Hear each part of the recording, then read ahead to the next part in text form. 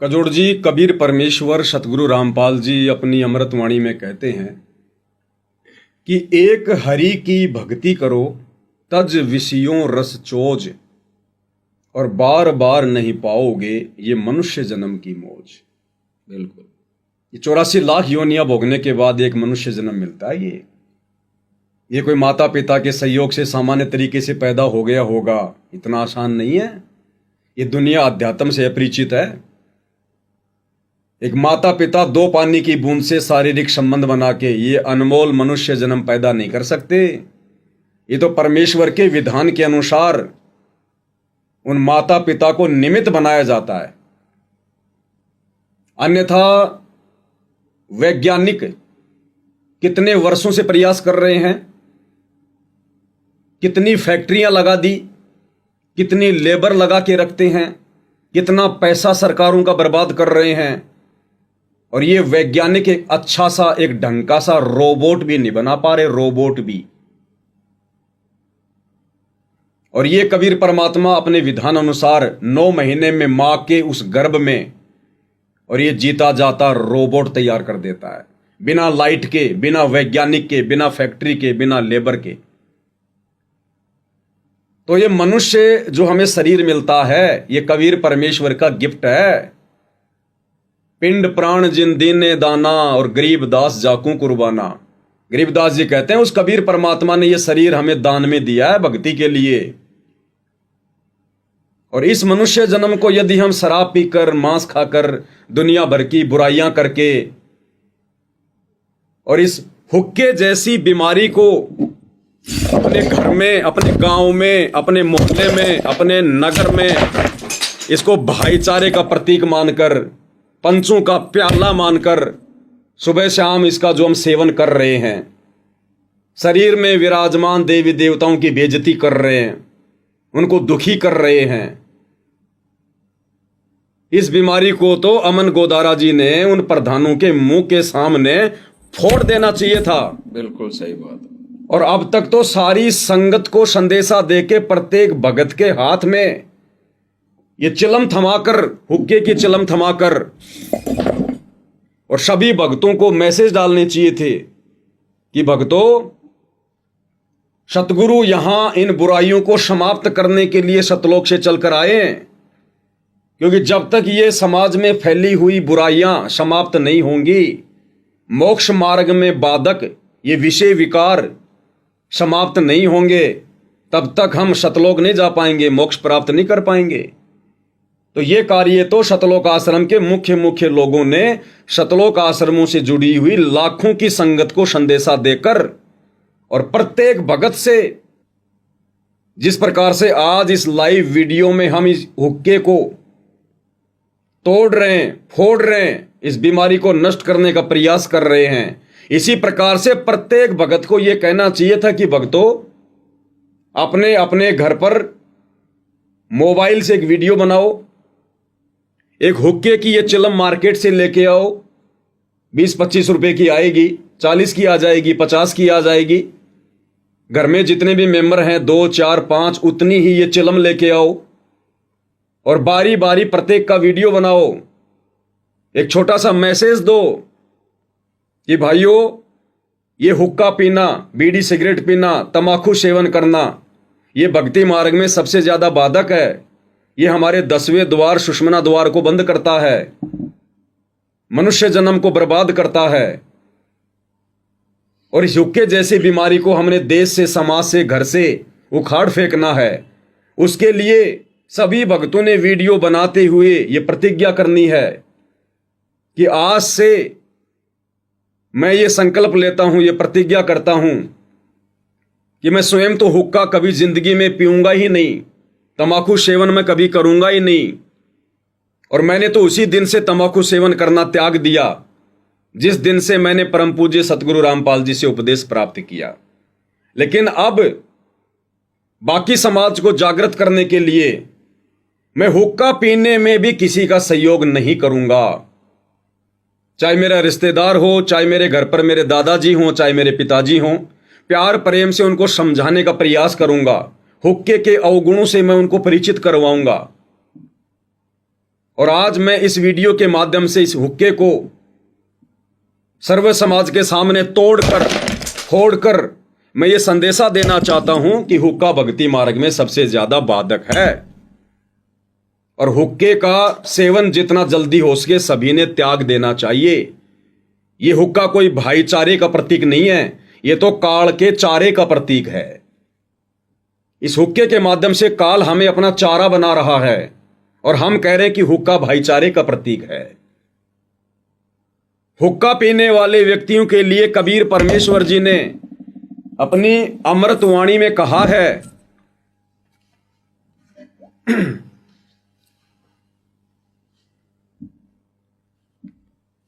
हुक्का पीने वालों के लिए कबीर परमेश्वर जी ने अपनी अमृतवाणी में कहा है कि हुक्का हरदम पीवते और लाल मिलावे दूर, भाई इसमें संशय है नहीं, वो जन्म पाछ ले सूर। जो व्यक्ति हरदम हुक्का पीते हैं, बार बार समझाने से भी नहीं मानते हैं, हुक्के जैसी बुराई को नहीं त्यागते हैं, तो कबीर परमेश्वर जी कहते हैं कि वो व्यक्ति सूअर की योनि से आया हुआ है। उसके अंदर मनुष्य जन्म प्राप्त करके भी वही गंदी आदत है। सूअर क्या करता है? गंदगी में नाक रगड़ता रहता है। और जो व्यक्ति हरदम हुक्का पीता है, समझाने से भी नहीं मानता है, इसका मतलब वो व्यक्ति ताजा ताजा सूअर की योनि से आया है और वही गुण उसके अंदर मनुष्य जन्म में भी है। यानी वो व्यक्ति बुराई नहीं त्याग रहा, गंदगी को पीना नहीं त्याग रहा।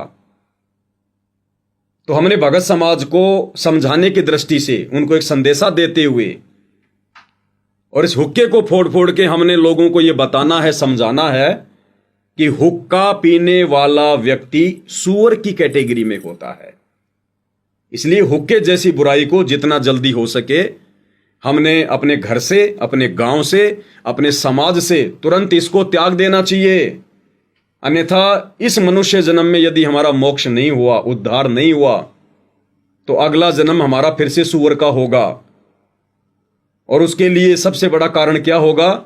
ये हुक्का।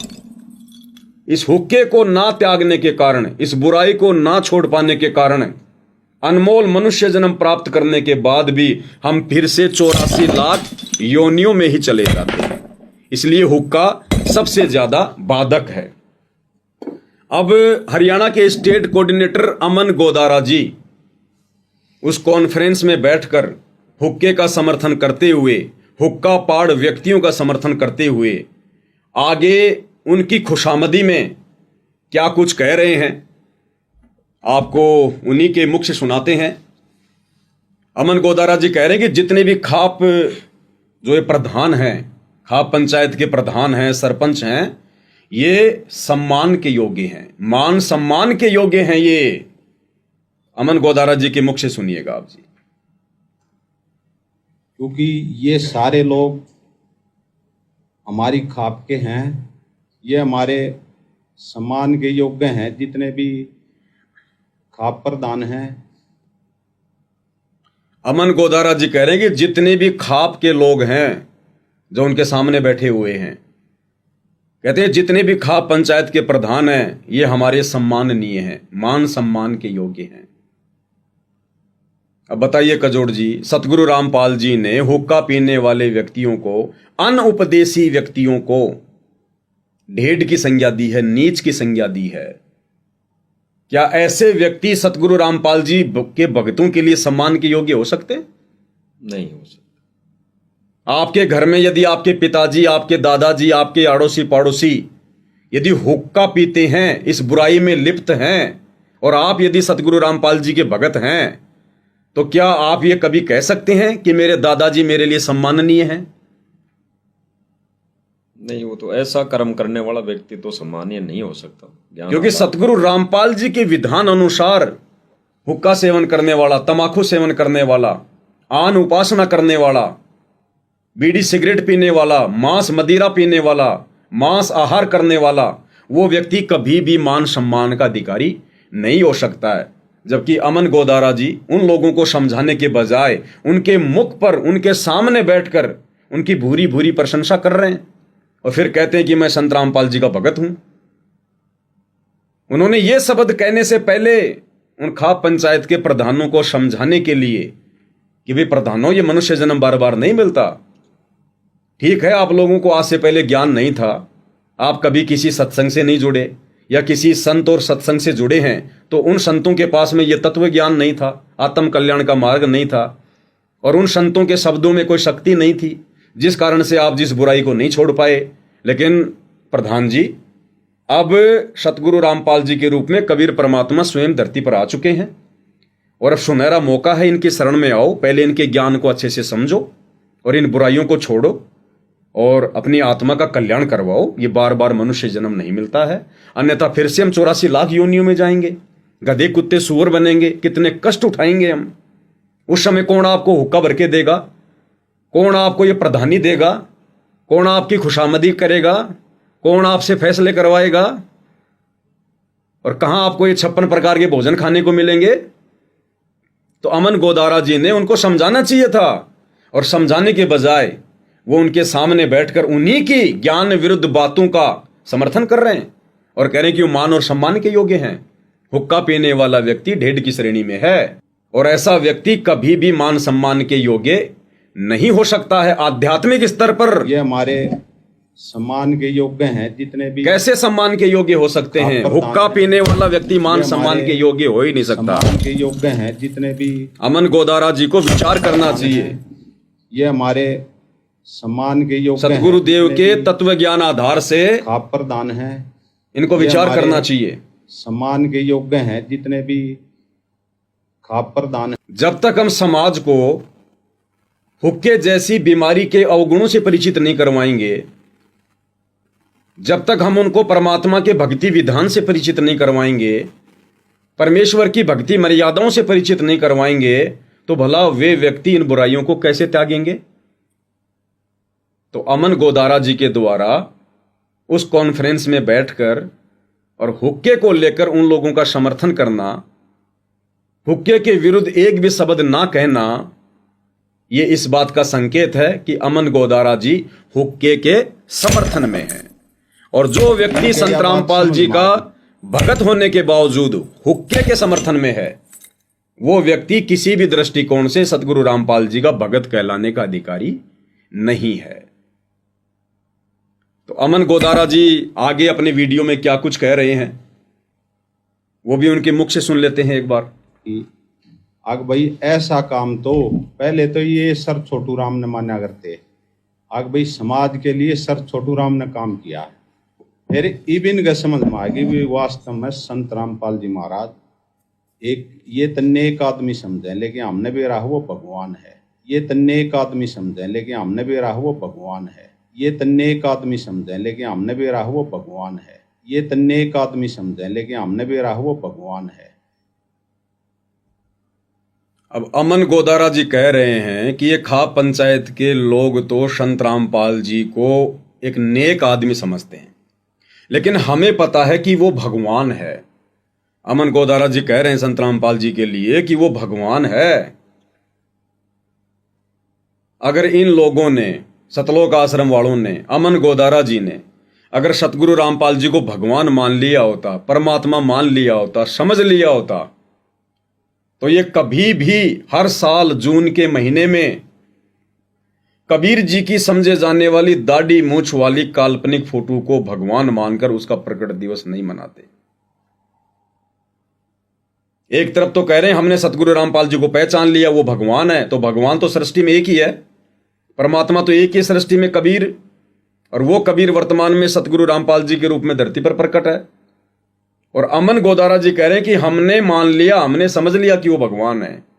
अगर इन्होंने समझ लिया होता तो ये कभी भी भूल कर जिंदगी में सतगुरु रामपाल जी के धरती पर रहते सहते और कभी भी उस दाढ़ी मूछ वाली कबीर जी की समझे जाने वाली मुर्दा फोटो का, उस बेजुबान फोटो का जून के महीने में कबीर प्रकट दिवस नहीं मनाते, केवल अपने गुरु जी का 8 सितंबर के दिन प्रकट दिवस मनाते, यदि इन्होंने अपने गुरु को भगवान मान लिया होता तो।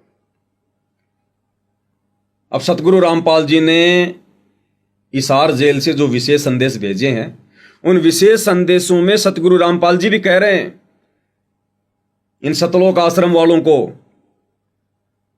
कि बच्चों तुम तो पहचान लो अपने भगवान को, बाकी दुनिया को फिर हम पहचान करवाएंगे। इन आश्रम वालों ने तो अभी तक कबीर को पहचाना ही नहीं है कि रियल में कबीर कौन है, जिंदा कबीर कौन है, वर्तमान में धरती पर प्रकट कबीर कौन है। ये लोग तो केवल एक दाढ़ी मूछ वाली कबीर जी की काल्पनिक फोटो को भगवान मानते हैं। इसलिए सतगुरु रामपाल जी हिसार जेल से विशेष संदेश भेजकर कह रहे हैं कि बच्चों तुम तो पहचान लो अपने कबीर भगवान को। इसका मतलब अभी तक आश्रम वालों ने कबीर जी को नहीं पहचाना है। यहां गुरुदेव अपने लिए संकेत कर रहे हैं, ना कि उस कबीर की दाढ़ी मूछ वाली फोटो के लिए। अन्यथा कबीर की दाढ़ी मूछ वाली फोटो को तो पूरे आश्रम वाले भगवान मान रहे हैं। हर साल जून के महीने में उसका कबीर प्रकट दिवस मना रहे हैं, तो वो तो दाढ़ी मूछ वाली फोटो को तो भगवान मान ही रहे हैं, कबीर मान ही रहे हैं। फिर सतगुरु रामपाल जी वर्तमान में हिसार जेल में बैठकर ये क्यों कह रहे हैं कि बच्चों तुम तो पहचान लो अपने भगवान को। तो सतगुरु रामपाल जी कहना चाहते हैं कि नादानो, वो कबीर की दाढ़ी मूछ वाली हाथ से बनाई हुई नकली काल्पनिक बेजुबान मुर्दा फोटो कबीर भगवान नहीं है, वो केवल काल्पनिक फोटो है।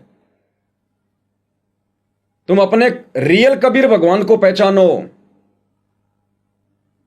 सतगुरु साहिब एक शरीरा और सतगुरु बिना न लागे तीरा। कबीर गुरु गोविंद कर जानियो रहिए शब्द समाए, और मिले तो दंडवत बंदगी नहीं पल पल ध्यान लगाए। कबीर गुरु और गोविंद दो नहीं भाई, जब तक दो समझोगे नरक में जाई।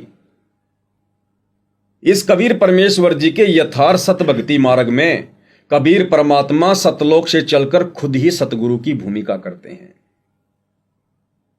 और ये सतलोक आश्रम वाले अपने कमजोर भक्ति संस्कारों के चलते, अपनी ज्ञानहीनता के चलते, इन्होंने सतगुरु रामपाल जी को एक मानुष मान लिया, मां के गर्भ से जन्म लेकर आया हुआ एक व्यक्ति मान लिया, भगवान नहीं माना। भगवान तो सतगुरु रामपाल जी को ये केवल अपनी जुबान से फॉर्मेलिटी के तौर पर कहते हैं। अगर इन्होंने यहां से सतगुरु रामपाल जी को भगवान मान लिया होता हृदय से, आत्मा से, तो कभी भी ये जून के महीने में उस दाढ़ी मूछ वाली नकली कबीर जी की फोटो को परमात्मा मानकर उसका प्रगट दिवस नहीं मनाते। सही बात। तो सतगुरु रामपाल जी स्वयं हिसार जेल से विशेष संदेश भेजकर और इन आश्रमों से जुड़ी संगत को क्या संदेशा दे रहे हैं, सुनिएगा। अब समझ लो मेरा बेटा बेटी हो, इसने बने बढ़ाए ने खोइयो मत ना। बढ़ना बड़ा कठिन है, खोना तो आसान है। और उस धड़ी की कृपा देखो, उस परम पिता की कितने नेक, कितनी प्यारी आत्मा वहां, कहां से अमृत पिला रहा आपको। अपने भगवान ने तुम तो पहचान लो, बाकियों को पहचान हम करावांगे, क्योंकि वो भी उसी के बच्चे। अपने भगवान ने तुम तो पहचान लो, बाकियों को पहचान हम करावांगे, क्योंकि वो भी उसी के बच्चे। अपने भगवान ने तुम तो पहचान लो, बाकियों को पहचान हम करावांगे, क्योंकि वो भी उसी के बच्चे। सब सहयोग दो। क्या कह रहे हैं गुरुदेव भगवान कि अपने भगवान को तुम तो पहचान लो, बाकियों को पहचान फिर हम करवाएंगे। तो अगर आश्रम वालों ने सतगुरु रामपाल जी को पहचान लिया होता कबीर जी के रूप में, और यदि इनको मान लिया होता कि वास्तव में संत रामपाल जी के अलावा दूसरा कोई कबीर भगवान सृष्टि में नहीं है, अगर सतलोक में भी कोई कबीर बैठा है तो हमारे पूज्य गुरुदेव भगवान अपना एक रूप बनाकर बैठे हुए हैं, तो आज सतगुरु रामपाल जी को हिसार जेल से इस विशेष संदेश में यह बात कहने की आवश्यकता नहीं पड़ती कि बच्चों तुम तो पहचान लो अपने भगवान को। अब आगे अमन गोदारा जी अपने इंटरव्यू में खाप पंचायत के प्रधानों के सामने बैठकर क्या स्टेटमेंट दे रहे हैं। उनको कह रहे हैं कि ये अच्छी आत्मा है, ये नेक आत्मा है। हुक्का पीने वालों को, ढेर कर्म करने वालों को क्या कह रहे हैं कि अच्छी आत्मा है, ये नेक आत्मा है। क्या कह रहे हैं, सुनिएगा उनके विचार। फिर ईबीवी ने ये बात बिल्कुल स्टेज पे बोली थी, भाई वाक्य में इस टाइम का भगवान है संत रामपाल जी महाराज। उसका मान सम्मान करांगे। इन्होंने किशनगढ़ ऐलान किया था, हम सेवा लेकर आए थे सारे भाई, और फिर इन्होंने वहीं टाइम निर्धारित करवाया था हमने अपने वकीलों के माध्यम से गुरुजों द्वारा। 12 तारीख ने इन्हें गुरुजों का मान सम्मान किया, और जैसे ही इन्हें मान सम्मान किया, इतनी खुशी हुई इस खाप के भी और हमारे भक्ता के भी। ऐसा मान सम्मान होना भी चाहिए था, क्योंकि ये भगवान हैं, ये लोग पहचानेंगे, अच्छी आत्मा है। पहले भी गुरु जी कहा करते। अमन गोदारा जी कह रहे हैं कि ये लोग अच्छी आत्मा है, नेक आत्मा है। अब सतगुरु रामपाल जी के भक्ति विधान अनुसार जो व्यक्ति उनका भगत नहीं है, वो चाहे देश का प्रधानमंत्री है, चाहे आम नागरिक है, वो ढेड की श्रेणी में है। जो व्यक्ति नशा करता है तंबाकू के रूप में, हुक्के के रूप में, बीड़ी के रूप में, सिगरेट के रूप में, पान मसाले जर्दे के रूप में, वो व्यक्ति ढेड की श्रेणी में है, नीच की श्रेणी में है। तो ऐसा व्यक्ति अच्छी आत्मा कैसे हो सकता है? तो अमन गोदारा जी के द्वारा ये कहना कि ये अच्छी आत्मा है, ये सतगुरु रामपाल जी परमेश्वर जी के ज्ञान की तौहीन है। और जब तक कोई व्यक्ति हुक्के का सेवन करता है, ये भगवान है, ये वो व्यक्ति कभी भी अच्छी आत्मा है, अच्छी आत्मा की श्रेणी में नहीं हो सकता। यदि उसने अच्छी आत्मा बनना है तो सतगुरु रामपाल जी से उपदेश लेना पड़ेगा, क्योंकि ये भगवान है, ये लोग पहचानेंगे। सतगुरु रामपाल जी की शरण में आना पड़ेगा, इस हुक्के जैसी महा बीमारी को त्यागना पड़ेगा, इस हुक्के को फोड़ना पड़ेगा, तब जाकर वो व्यक्ति एक अच्छी आत्मा कहलाने का अधिकारी होगा, एक नेक आत्मा कहलाने का अधिकारी होगा। अब आगे हरियाणा के स्टेट कोऑर्डिनेटर अमन गोदारा जी अपने ज्ञान का परिचय देते हुए और खाप पंचायत के प्रधानों के साथ बैठकर वाहवाही लूटने के चक्कर में उस पवन दास के विषय में क्या कुछ प्रतिक्रिया दे रहे हैं, पहले उनके मुख से सुनते हैं। वो कह रहे हैं कि जब ये मान सम्मान किया गया तो इस पवन जयपुर वाले ने वीडियो बनाया, उल्टा सीधा कहा, कह रहा वो नीच आदमी है। पवन दास जयपुर वाला नीच आदमी है। अब नीच आदमी कौन है? गुरुदेव के अनुसार, आदरणीय गरीबदास जी के अनुसार। पहले हम अमन गोदारा जी के मुख से ये स्टेटमेंट सुनेंगे, उसके बाद हम गुरुदेव का सत्संग सुनाएंगे और गुरुदेव भगवान निर्णय करेंगे कि नीच आदमी कौन है। क्या कह रहे हैं अमन जी? और जो पवन जयपुर है, उन्होंने फिर वो मान सम्मान किया तो उन्होंने ये टिप्पणी की, अग भाई ऐसे ऐसे खाप प्रदान उन्हें ये नहीं करना चाहिए था, वो नहीं करना चाहिए था, वो नीच आदमी है पे, वो नीच आदमी है पे, वो नीच आदमी है पे, वो नीच आदमी है पे। अमन गोदारा जी क्या कह रहे हैं कि वो नीच आदमी है जिसने मान सम्मान को लेकर वीडियो बनाया और कहा कि कोई भी व्यक्ति जो अनुपदेशी है, संत रामपाल जी का भगत नहीं है, जो नशा करता है, शराब पीता है, मांस खाता है, आन उपासना करता है, मंदिरों में जाता है, वो व्यक्ति ढेड की श्रेणी में है, नीच की श्रेणी में है, क्योंकि परमात्मा का विधान है। तो कह रहा हूं पवन तो नीच आदमी है। अब सतगुरु रामपाल जी क्या कह रहे हैं? काफिर के अंग में गरीबदास जी की अमृतवाणी का हवाला देते हुए कहते हैं, काफिर सवाल सुकन को मोड़े और काफिर प्रीत नीच संग जोड़े। यानी वो व्यक्ति भी काफिर है, वो व्यक्ति भी ढेड है, नीच है, जो नीचों के साथ प्यार प्रेम करता है। प्यार प्रेम करने का मतलब उठ बैठ करता है, नीच व्यक्तियों के साथ में नजदीकियां बढ़ाता है। नीच कौन?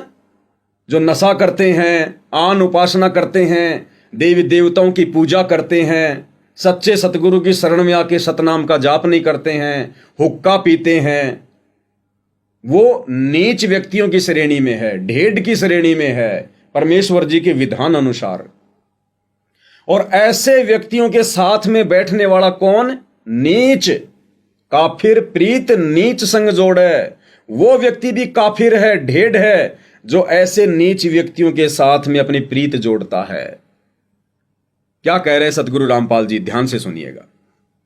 काफिर सवाल सुकन को मोड़े, काफिर प्रीत नीच से जोड़े। वो भी काफिर जो किसी ढेढ़ दर बात करे, उसे ढेढ़ आदमी, ढेढ़ भी ये काफिर बता रहे हैं, कोई जाति विशेष नहीं है, तो वो भी काफिर है जो भक्त अपने संत भक्तों को छोड़कर किसी निकम्मे आदमी ते को चोरी ठग द्वारी बकवाद करनिया तो मेल करे, तो वो भी काफिर है।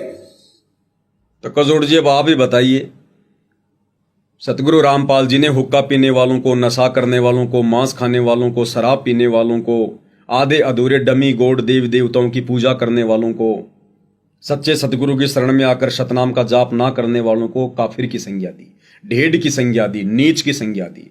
और कह रहे हैं जो ऐसे व्यक्तियों के साथ में मेलजोल करता है वो भी नीच है, ढेढ़ है। तो अमन गोदारा जी संत रामपाल जी के भगत होकर और किन लोगों की संगति में बैठे हैं? हुक्का पीने वालों की संगति में, आन उपासना करने वालों की संगति में। तो ढेढ़ों की संगति करने वाला कौन हुआ? ढेढ़। नीचों की संगति करने वाला कौन हुआ? नीच।